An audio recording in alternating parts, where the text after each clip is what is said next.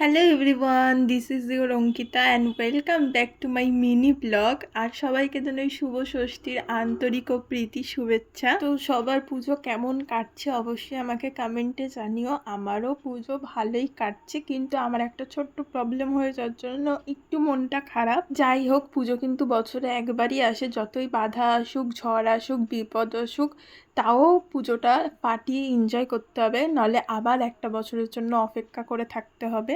আমি পুজোর ঘোরা শুরু করি হচ্ছে সপ্তমী থেকে দশমী পর্যন্ত।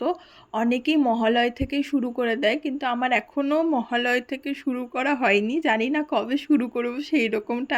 আমি বাবার দোকানের সামনে বসে বসে ভিড়গুলো দেখছিলাম। আমাদের এখানে দুটো বড় বড় পুজো হয়, একটা হচ্ছে কল্যাণী রথতলা আর একটা হচ্ছে আইটিয়া মোড়। আর আমাদের বাড়ির সামনে এত বড় বড় দুটো দুর্গাপুজো হয়, যেখানে দূর দূরান্ত থেকে লোক আসে, কিন্তু আমি এখনো সেই ঠাকুর দুটো দেখতে যেতে পারিনি। জানি না কবে যাব। আর তোমরা কে কে কল্যাণী রথতলা আর কল্যাণী আইটিয়া মোড়ে ঠাকুর দেখতে এসছো আমাকে কমেন্টে জানিও। আর পুজো মানেই হচ্ছে খাওয়া দাওয়া। তো রাত্রেবেলা ডিনার করেছিলাম আমি হচ্ছে বিরিয়ানি। তো ষষ্ঠীর ব্লগটা এইটুখানি। তো কেমন লাগলো জানিও, ভালো লাগলে লাইক কমেন্ট শেয়ার সাবস্ক্রাইব করে দিও। তো আজকের জন্য টাটা।